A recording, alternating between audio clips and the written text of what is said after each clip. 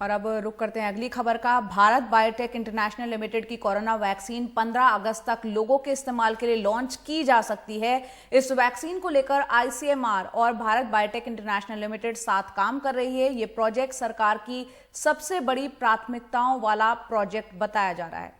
ICMR और बीबीआईएल दोनों मिलकर वैक्सीन के प्री क्लिनिकल और क्लिनिकल डेवलपमेंट के लिए काम भी कर रहे हैं। आईसीएमआर के महानिदेशक बलराम भार्गव ने उन अस्पतालों को चिट्ठी लिखी है जहां इस वैक्सीन का ट्रायल किया जाना है और ये ट्रायल शुरू भी होने जा रहा है 7 जुलाई से। साथ ही चिट्ठी में ये निर्देश भी है कि किस तरह से जो नियम होंगे उनका पालन किया जाना है और अगर नहीं किया गया पालन तो गंभीरता से इसे लिया जाएगा।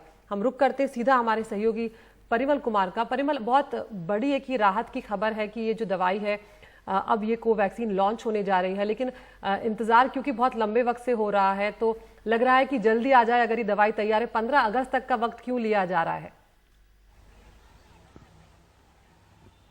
देखिए, बहुत दिन हमने आशंकाओं में बिताया है और अब संभावनाओं का दिन आज आप मान सकते हैं, क्योंकि दो चीज बड़ी है उसमें। एक तो पहली चीज ये कि भारत बायोटेक के वैक्सीन को लेकर 15 अगस्त को लॉन्च करने की तैयारी है, यानी आपने जो ट्रायल था ट्रायल को पूरा करने का निर्देश दिया है कि ट्रायल लिमिटेड टाइम में पूरा हो जाए ताकि 15 अगस्त तक इसको हम लॉन्च कर पाएं।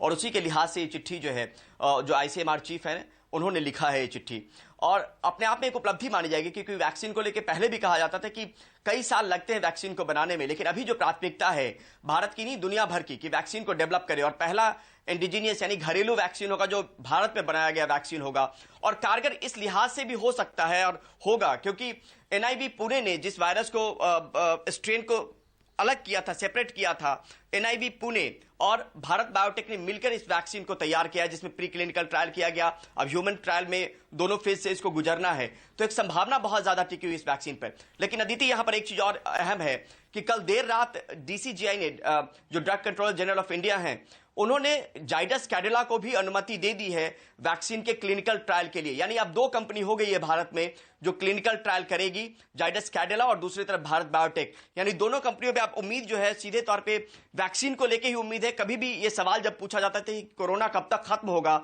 तो सीधे तौर पे जवाब एक ही चीज मिलती थी कि कोई साइंटिफिक ब्रेक थ्रू हो तभी जाके इससे निजात पाया जा सकता है। वो साइंटिफिक ब्रेक थ्रू को लेकर अब हमें संभावनाएं दिखनी शुरू हो गई है और एक डेट भी मुकर्रर एक तरीके से हो रहा है जहां पे उम्मीद जताई जा रही है कि 15 अगस्त को जो भारत बायोटेक की वैक्सीन है कोवैक्सीन उसको लॉन्च कर दिया जाए। तो एक बड़ी राहत की खबर हो सकती है, क्योंकि अब क्लिनिकल ट्रायल में ही पता चलेगा कि आखिर इस तरह इसके रिजल्ट कितने हैं और किस तरीके से कारगर है और किस तरीके से काम कर रही है। लेकिन उसके बाद लॉन्च करने की पूरी तैयारी है।